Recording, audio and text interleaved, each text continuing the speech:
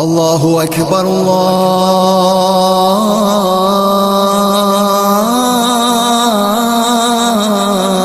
আকবার। পশ্চিমবঙ্গের মুর্শিদাবাদ জেলার শামসেরগঞ্জ ব্লকের রামনগর গ্রামে অবস্থিত এক অন্যতম মনকারা স্থান খেরুর মসজিদ।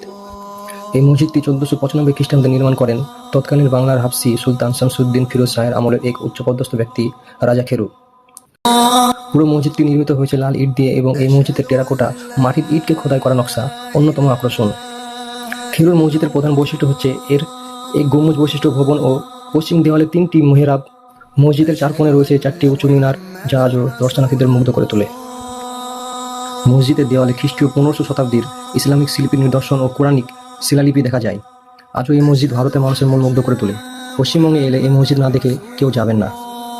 যদি আমার এই ভিডিও আপনাদের ভালো লাগে তবে লাইক করুন, কমেন্ট করুন এবং ভিডিওটা শেয়ার করুন। ধন্যবাদ।